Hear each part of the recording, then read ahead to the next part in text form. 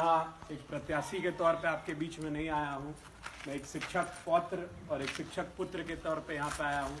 मेरा परिवार शैक्षणिक कार्यों से, मेरे बाबा, मेरे पिता, मेरे चचा भी प्रोफेसर रहे हैं, तो मैं जानता हूँ आपकी समस्या क्या है, आप किस पीड़ा से गुजर रहे हैं। पहले भी आपने 2014-15 में भी आपने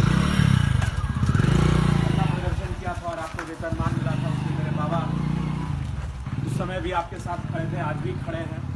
मेरा सिंपल एक सीधा सवाल है सरकार से, पहले जितने बड़े बड़े विश्वविद्यालय हुआ करते थे, हमारे बगल में नालंदा विश्वविद्यालय था, क्या वहाँ पर जो विश्वविद्यालय चल रहा था उसके लिए शिक्षकों के लिए भिक्षाटन करना पड़ता था, या राजतंत्र जो राजा होता था वो शिक्षकों को वेतन और रहने सहने का जो आपका कहते हैं कि अमाउंट होता था वो उपलब्ध कराते थे, ना कि शिक्षकों को जाके भिक्षा मांगनी पड़ती थी, ना शिक्षकों को सोचना पड़ता था कि कल हम कहाँ से खाएंगे, कल हमें पैसा मिलेगा कि हम कैसे पढ़ाएंगे। तो आज शिक्षकों को इन मांगों के लिए सड़क पे क्यों उतरना पड़ रहा है? ये सबसे दुख का कारण है हमारे लिए कि जो समाज का निर्माण कर रहा है, जो सृजन करता है, जो आईएएस बनाता है, आईपीएस बनाता है, डॉक्टर बनाता है, इंजीनियर बनाता है, उसको खुद के लिए, खुद के सम्मान के लिए सड़क पर उतरना पड़ रहा है, धरना करना पड़ रहा है। क्यों? सरकार जो निर्माण कर रहा है, सरकार में आज जितने मंत्री बैठे हैं या विधायक बैठे हैं या मुख्यमंत्री बैठे हैं, वो भी आज इतने सक्षम इसलिए हुए हैं क्योंकि उनको एक किसी गुरु ने पढ़ाया लिखाया, इस लायक बनाया कि आप उस पद पे जाके बैठे, ऐसे आप नेतृत्व करें। अगर आप जो आपका निर्माण कर रहा है उसी को आप उसी को इतना आप तिरस्कृत करेंगे, इतना सम्मान नहीं देंगे, तो फिर कैसा समाज निर्माण? आपके हाथ में एक पूरे विश्व में जो समाज आज जो नई पीढ़ी आएगी, आपके हाथ में उनकी जिम्मेवारी है, और आप उसी जो निर्माण करता है, जो सृजन करता है, आप उसी को रोज तिरस्कृत करेंगे। बाबा का जमाना था तो हम लोग सुनते थे, बाबा कहीं निकल जाते थे, मास्टर साहब आ रहे हैं। आज मास्टर साहब से मास्टरवा हो गया। जब आप खुद सम्मान नहीं दे रहे हैं, आप खुद सम्मान नहीं दे रहे शिक्षक को, तो बच्चे क्या सम्मान दे रहे हैं? सरकार का ये प्रयोजन है कि शिक्षक को इतना तिरस्कृत करते हैं हम, जो आपके प्रति एक सम्मान था समाज में, वो खत्म होते जाए। शिक्षक को अगर हम सम्मान नहीं देंगे तो कहां से हम सोचेंगे कि नई पीढ़ी, अच्छी पीढ़ी यहां से निकल कर जाए? आपका जो मांग है बिल्कुल जायज है। अब रही बात, बता रहे थे अभी प्रमोद जी बता रहे थे कि सुप्रीम कोर्ट में केस हुआ आपका, उसमें कहा गया कि आप केस हार गए। केस आप हारे नहीं, सुप्रीम कोर्ट ने इतना ही कहा था, आप शिक्षकों को बुलाइए, उनके साथ बैठिए, वार्ता कीजिए और कोई एक हल निकालिए। सरकार ने कह दिया कि भाई अगर यही था तो हाईकोर्ट में तो जीत गए, क्यों गई सरकार सुप्रीम कोर्ट में? सरकार का रवैया ही आपके प्रति हमेशा से था कि हमको नहीं देना। सुप्रीम कोर्ट में जब आपके खिलाफ केस हुआ तो सरकार ने 3 वरिष्ठ अधिवक्ताओं को, सीनियर एडवोकेट को हायर किया आपके खिलाफ केस लड़ने के लिए। जो सबसे इस देश के जो सबसे महंगे 3 वकील हैं, सरकार ने उनको रखा आपके खिलाफ केस लड़ने के लिए। केस तो कोई एक वकील लड़ेगा, 3 वकील रखने की क्या जरूरत है? 3 वकील इसलिए रखा गया, 2 अच्छे वकील आपके तरफ से ना खड़े हो गए। सरकार को ये डर, तीनों को एक साथ रखे, बहस तो एक ही आदमी करेगा। और 3 वकील पे रोज का खर्चा था कम से कम 60 लाख रुपया। उनकी और टीम जो थी, अगर उसका भी खर्चा हम जोड़ दें तो 1 करोड़ से ऊपर एक हियरिंग पे बिहार सरकार आपके खिलाफ खर्च कर रही थी सुप्रीम कोर्ट में। केस चला 3 से 4 महीना।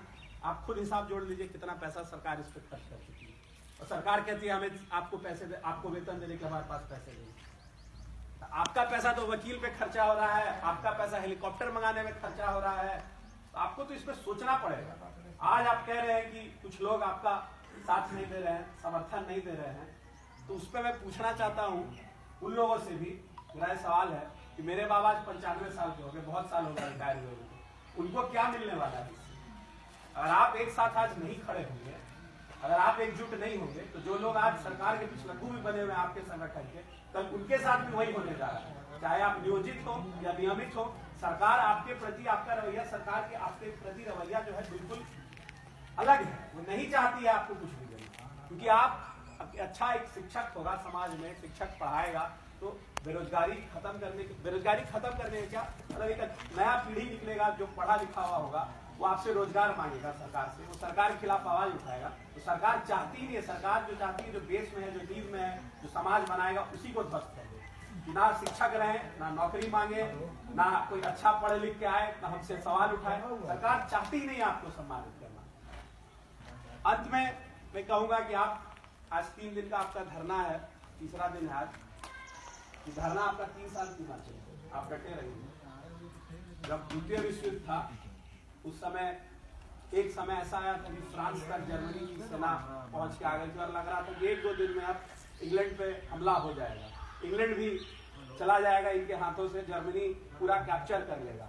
अगर आज आप सोच रहे हैं कि हम धरना से हमें क्या मिलेगा, तो उस समय विंस्टन चर्चिल ने पार्लियामेंट में स्पीच दिया था कि we'll fight them on the beaches, we'll fight them on the landing grounds, we'll fight them in every nook and cranny। आज आपके पास लड़ने का मौका है, ये मौका आज अगर आप गवा देंगे, आज सरकार को आज आप नहीं जगाएंगे तो सरकार जागने वाली नहीं है, आपके साथ लगातार ये करेगी। चुनावी साल है, ये सिर्फ मैं इस चुनाव के बारे में नहीं कह रहा हूँ, आगामी जो चुनाव आने वाला है, आप सरकार को जगाइए।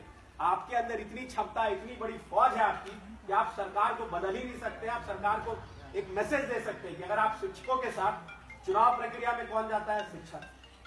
हर प्रक्रिया में आप उठा के देख लीजिए, शिक्षक से पढ़ाने के अलावा सब काम कराती है सरकार। अगर आप चुपचाप होकर बैठ जाएंगे तो सरकार चलेगी नहीं, आपके दम पर सरकार चलती है। आपको ये सोचना पड़ेगा।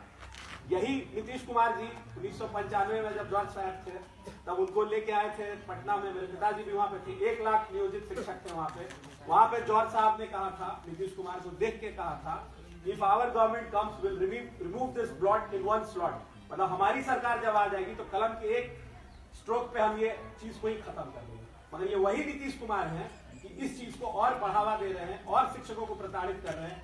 नीतीश कुमार जी भूल गए, यही जॉर्ज साहब के सामने उन्होंने वहां पे कसम खाई थी कि ये समस्या ही हम समाप्त कर देंगे, और आप इस समस्या को लगातार बढ़ाते जा रहे हैं। तो आप सोचिए, आप इस धरने पे डटे रहिए, क्योंकि आप डटे रहिएगा एकजुट होकर, तभी सरकार सुनेगी, नहीं तो सरकार लगातार आपका शोषण करेगी। धन्यवाद।